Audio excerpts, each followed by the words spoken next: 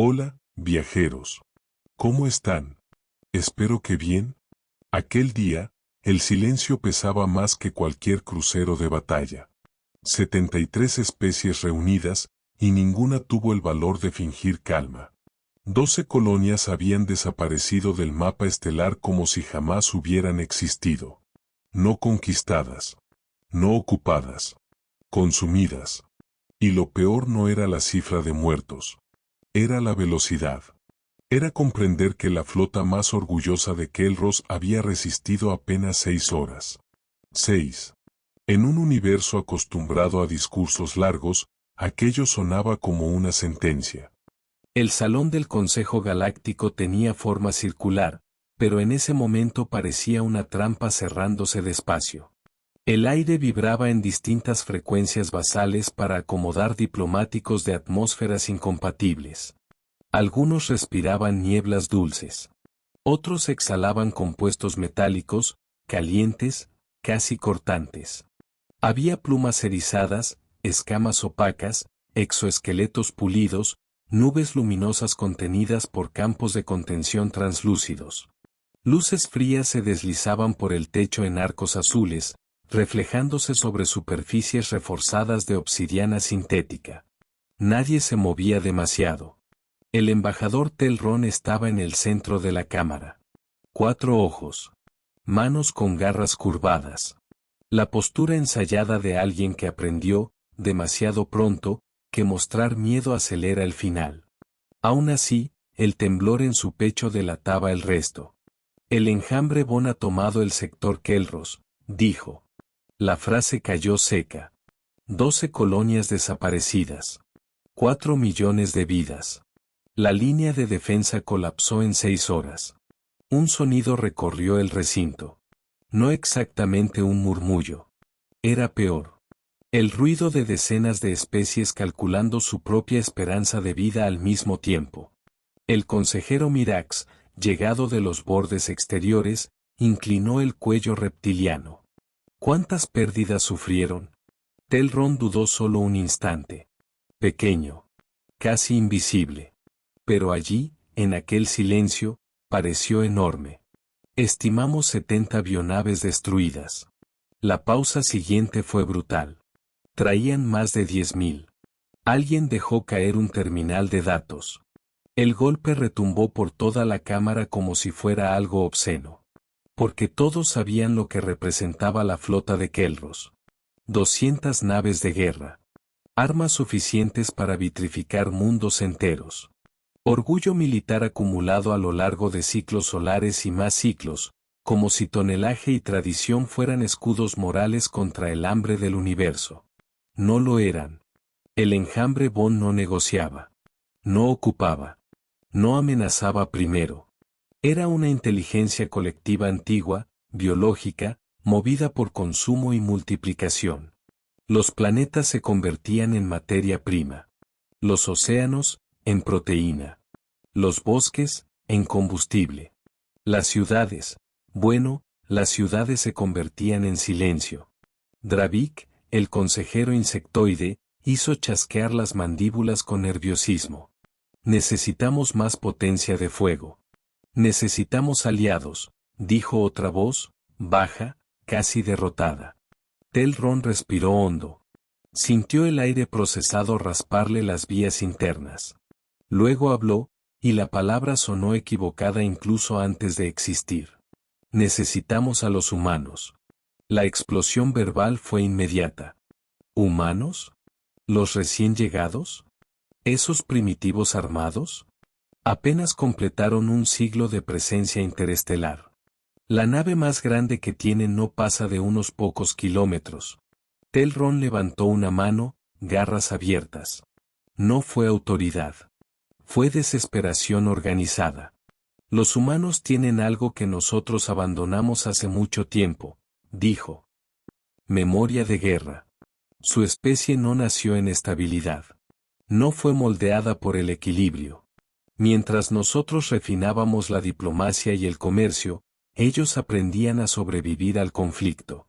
Mientras nosotros celebrábamos eras de prosperidad, ellos apilaban arsenales en silencio. Dravik soltó un chasquido seco. ¿Está sugiriendo que le supliquemos ayuda a una civilización demasiado joven para entender el peso de esta guerra? Telron volvió uno de sus rostros hacia él. Sí, uno de sus rostros. En los días malos, parecía tener varios. Estoy sugiriendo que nos quedamos sin opciones.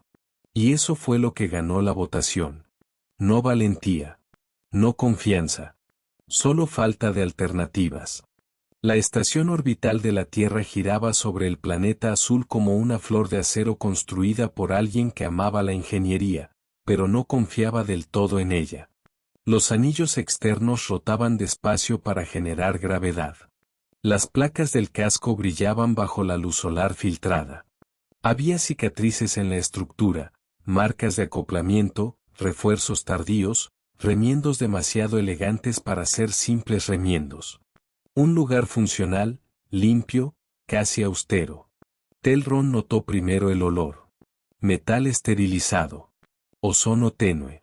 Café. Un aroma oscuro, amargo, humano. No parecía digno de una potencia militar. Y tal vez por eso mismo lo inquietaba. La almirante Sarachen lo esperaba en una sala de conferencias orientada hacia la curvatura de la Tierra. Pequeña, comparada con la mayoría de las especies del Consejo. Uniforme sobrio.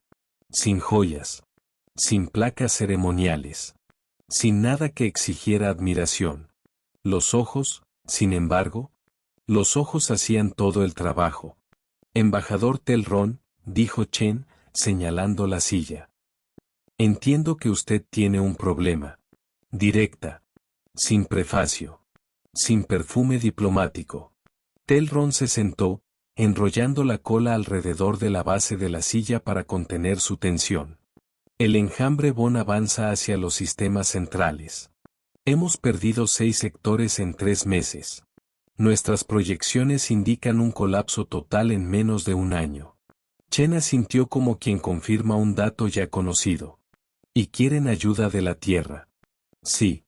¿Qué exactamente? Naves de guerra. Las suficientes para sostener la línea mientras evacuamos las colonias exteriores. Chen guardó silencio. Allá afuera, la Tierra parecía indecentemente tranquila.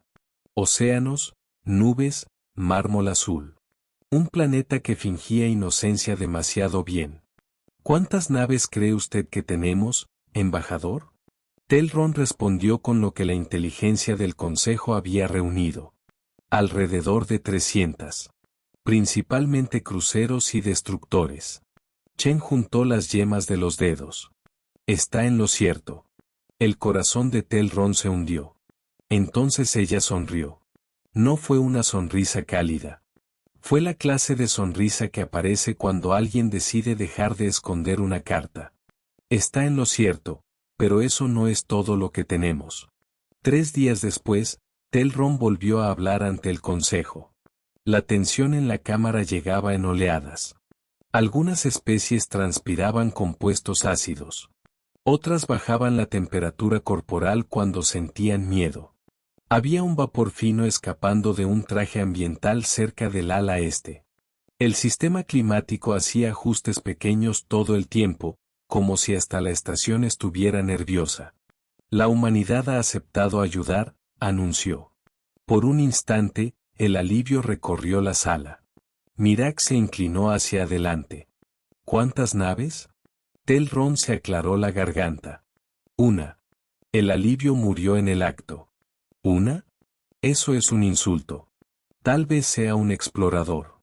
O una manera elegante de decirnos que no valemos su tiempo. Telron escuchó todo sin reaccionar. Porque, en el fondo, una parte de él estaba de acuerdo. Cuando le hizo la misma pregunta al almirante Chen, la respuesta de ella había sido desconcertante. Confíe en mí, embajador. Una será suficiente. Ahora, en el pleno, aquella frase sonaba menos a seguridad y más a una amenaza mal traducida. En el cinturón de asteroides más allá de Marte, donde roca, hielo y herrumbre cósmica formaban un cementerio de mundos que nunca llegaron a nacer, algo empezó a despertar. Primero llegaron los golpes sordos de los seguros de contención liberándose. Luego el zumbido grave de los reactores de fusión elevando frecuencia, tan bajo que parecía atravesar el vacío y alojarse en los huesos de quien pudiera oírlo. Las luces de navegación se encendieron a lo largo de un casco tan vasto que la iluminación tardó demasiado en recorrerlo entero. No segundos. El tiempo suficiente para que la noción humana de escala empezara a fallar. El SS Prometheus salió de la sombra del asteroide como si la propia oscuridad hubiese construido una columna vertebral. 40 kilómetros de largo. 12 de ancho. No parecía una nave. Parecía un territorio armado. Las placas externas formaban un mosaico de ligas metálicas, blindaje ablativo, costuras de mantenimiento y cicatrices de pruebas antiguas. Los hangares se alineaban en los flancos como branquias de una criatura gigantesca. Emplazamientos de armas emergían de casi todos los ángulos útiles, cañones de riel, cápsulas de misiles, torretas de energía dirigida, lanzas de plasma experimental. Y no estaba solo. Detrás de la masa oscura del primer asteroide, otros comenzaron a moverse. Despacio. Pesados. Demasiado reales. En el puente del Prometheus, Sarah Chen seguía la cuenta regresiva sin cambiar la expresión. Todas las estaciones listas, informó el oficial ejecutivo. Entonces sáquennos de aquí, respondió ella. Eso fue todo. Como si estuviera autorizando la salida de una embarcación cualquiera. 3 semanas después, el sector Kelros volvió a contener la respiración. La mayor armada jamás reunida por el Consejo esperaba al enemigo, 800 naves distribuidas en capas defensivas, cruzadas por señales de identificación, zonas de exclusión, corredores de retirada y campos de contención para evacuación de emergencia. El vacío temblaba de emisiones, lecturas y ruido electrónico. En el puente de la vigilancia eterna, nave capitana del Consejo, Telron observaba crecer la marea roja en el mapa táctico. Contactos del enjambre, 9800, y siguen subiendo. Apretó el apoyabrazos hasta que las garras crujieron. ¿Dónde estaban los humanos? Fue entonces cuando apareció un único contacto en la periferia del sistema. Grande. No. Grande no. Incorrecto. La palabra adecuada era, perturbador. Señor, susurró el oficial de sensores. El ordenador está rechazando su propia lectura. Los números permanecieron en la pantalla. 40 kilómetros x 12 kilómetros masa, fuera de escala estandarizada. Mirax, a un lado de Telron, respiró demasiado hondo. Eso es imposible. Transmisión recibida, anunció comunicaciones. Origen humano. Solo audio. Pónganla. La estática crujió. Y entonces la voz de Sarah Chen llenó el puente como una hoja fría atravesando tela. Fuerzas del Consejo, aquí la almirante Sarah Chen, del SS Prometheus. Hemos recibido sus posiciones. Han sostenido la línea el tiempo suficiente. A partir de ahora, retrocedan a las zonas seguras designadas. Repito, retrocedan de inmediato. Vamos a hacer mucho ruido. Dravik dejó escapar un clic involuntario de incredulidad. ¿Retroceder? ¿Con casi 10.000 contactos enemigos? Telron no respondió. Porque en ese instante el Prometheus empezó a avanzar. Y algo estaba saliendo de él. El enjambre Von no conocía el miedo. No de la manera en que las especies individuales lo conocen. No había sudor. No había duda. No existía esa pausa breve entre comprender la muerte y aceptar que viene. Había hambre. Las bionaves llegaron en masa, con cascos orgánicos pulsando con venas bioluminiscentes, membranas duras, espinas de ataque, sacos de plasma inflamado. Algunas tenían el tamaño de interceptores. Otras eran monstruosidades de 1 kilómetro, cubiertas de tejido de combate regenerativo. Llegaron como una marea viva. El Prometheus abrió fuego. Los cañones de riel dorsales dispararon en salva sincronizada. 12 proyectiles de tungsteno, cada uno del tamaño de una lanzadera, cruzaron el vacío a velocidades absurdas. Sin brillo teatral. Sin sonido en el espacio. Solo consecuencia. Las primeras bionaves, sencillamente, dejaron de tener forma. Después vinieron nuevas salvas. Y más. Y más. En el mapa táctico, la vanguardia del enjambre empezó a quebrarse como vidrio bajo un martillo. Pero aquello era solo la apertura. La voz de Chen regresó, demasiado calmada para el escenario. Lanzando primera oleada. Cazas autónomos, armas libres. Los hangares del Prometheus se abrieron. No de una sola vez. En secuencia. Como si la nave misma estuviera respirando antes de morder. Y entonces el vacío quedó inundado. 15.000 drones de combate irrumpieron desde el casco en formaciones demasiado precisas para parecer pilotadas. Elegantes. Ligeros. Mortales. Rayos de plasma rasgaron la oscuridad en azul y blanco. Micromisiles serpentearon entre restos y objetivos vivos. Los drones se lanzaron sobre el enjambre como otro enjambre, solo que frío, matemático, creado por una especie que convirtió la paranoia en ingeniería. Lanzando segunda oleada. Bombarderos pesados. 600 unidades. Telron sintió que las escamas de su nuca se erizaban cuando las primeras cargas fueron liberadas sobre las zonas más densas de la formación enemiga. Ojivas nucleares florecieron en luz blanca. Cargas de antimateria deshicieron grupos enteros de bionaves desde dentro, creando colapsos breves, violentos, casi indecentes de contemplar. Tercera oleada. Cañoneras en pantalla de protección. 200 naves gruesas, armadas hasta lo absurdo, cubrieron a los bombarderos con barridos rotativos. Cada ráfaga dejaba estelas incandescentes y carcasas abiertas en el espacio. El Prometheus, allá atrás, o alrededor de todo, era difícil saberlo, seguía disparando sin aparente prisa. Las cápsulas de misiles se abrían en su vientre. Las torretas de energía giraban con precisión clínica. Lanzas de plasma atravesaban blindajes biológicos que, hasta ese día, eran considerados casi imposibles de perforar. Y entonces llegaron las armas que el Consejo jamás había visto. Un rayo gravitónico dobló el espacio local y aplastó un cúmulo entero del enjambre en una masa compactada de materia orgánica. Un disruptor cuántico deshizo enlaces moleculares y transformó decenas de bionaves en nubes brillantes de átomos dispersos.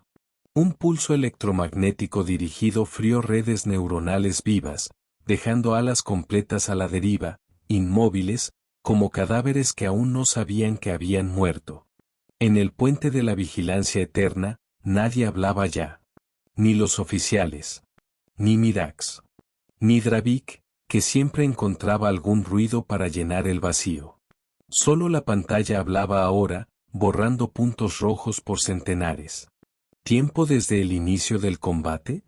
Preguntó Telron, apenas en un hilo de voz. 2 horas y 17 minutos. 2 horas. El enjambre había arrasado flotas enteras en menos tiempo. Ahora estaba siendo desmontado metódicamente por una sola nave humana. ¿Conteo enemigo? 4200. Proyección de eliminación total en 90 minutos. Mirax volvió despacio la cabeza hacia Telron. ¿Qué, exactamente, construyeron los humanos? Telron no respondió. Porque en ese instante comprendió otra cosa. En medio de las formaciones de ataque, pequeñas embarcaciones especializadas avanzaban hacia las bionaves más grandes que quedaban. No para destruirlas. Para capturarlas. Los humanos no solo estaban ganando. Estaban recolectando muestras. En mitad de la masacre. Como si la batalla ya estuviera tan resuelta que aún sobrara espacio para la curiosidad científica. Y, extrañamente, ese fue el momento en que Telron sintió miedo de verdad. 4 horas y 12 minutos después del primer disparo, terminó. La última bionave del enjambre Von explotó en un destello verde enfermizo. Después llegó el silencio. Un silencio distinto al del Consejo. Más frío. más profundo. El tipo de silencio que solo aparece cuando algo que se creía inevitable es borrado del universo. Restos orgánicos giraban en la oscuridad. Fragmentos de caparazón. Tejido congelado. Residuos de aquello que, durante 40 años, había sido llamado fuerza imparable. Los escuadrones del Prometheus empezaron a regresar. Filas de drones reingresaron en los hangares. Bombarderos alinearon aproximaciones. Cañoneras redujeron su firma térmica. Las armas de la supernave, poco a poco, callaron. En todas las naves del Consejo, tripulaciones enteras permanecían sentadas, intentando entender lo que acababan de presenciar. La voz de Sarah Chen sonó por última vez. Fuerzas del Consejo, aquí Prometheus. La amenaza ha sido neutralizada. El sector Kelros está asegurado. Estamos enviando datos tácticos sobre biología, patrones adaptativos y vulnerabilidades del enjambre para sus registros. Telron por fin consiguió hablar. Almirante, nosotros, toda la galaxia tiene una deuda con la humanidad. Hubo una pausa breve. Entonces él percibió algo raro en su voz. Humor. No felicidad. No orgullo. Humor. Embajador, hay una información que el Consejo necesita comprender. El pecho se le cerró. ¿Cuál? El Prometheus es apenas uno de los 12 superportaaviones de la flota terrestre. En el puente, nadie respiró bien. Chen continuó. Los construimos en secreto, durante 80 años, en el cinturón de asteroides. Demasiado lejos como para llamar la atención. Lo hicimos porque la humanidad aprendió una lección muy pronto. La paz no es la ausencia de armas. La paz es lo que queda cuando los depredadores deciden que atacar sale demasiado caro. Telron sintió las garras hundirse en el apoyabrazos. 12 de esas cosas. La voz de ella bajó un poco. No los construimos para conquistar a nadie. Ni para gobernar la galaxia. Los construimos porque, cuando alcanzamos las estrellas, dimos por hecho que algún día encontraríamos algo peor que nosotros. Hoy han visto lo que un portaaviones puede hacer. Recen para no ver nunca lo que los 12 pueden hacer juntos. En la pantalla principal, el Prometheus ya giraba lentamente, reposicionando su masa imposible para el regreso. Ahora incluso parecía elegante. Lo cual resultaba ofensivo. Un arma de ese tamaño no tenía derecho a parecer elegante. Estamos disponibles, embajador, dijo Chen. Pero esperamos que nunca tengan que llamarnos otra vez. Prometheus, finalizando transmisión. El canal murió. Y el puente explotó en voces. Llamadas de emergencia. Propuestas de sesión extraordinaria. Exigencias diplomáticas. Cálculos estratégicos. Pánico vestido de protocolo. Pero Telron ya no escuchaba casi nada. Miraba el campo de restos y pensaba en una idea simple, horrible, irreversible. Toda la galaxia había pasado un siglo tratando a la humanidad como una especie joven, impulsiva, todavía aprendiendo a respirar en el espacio. Mientras tanto, en silencio, los humanos habían enterrado 12 dioses de guerra en piedra y metal. Su asistente se acercó con cuidado. Señor, ¿qué le diremos al consejo? Telron se puso de pie despacio. Se alisó la túnica. Recuperó la voz a la fuerza. Diga la verdad. El asistente esperó. Telron mantuvo la mirada fija en el vacío.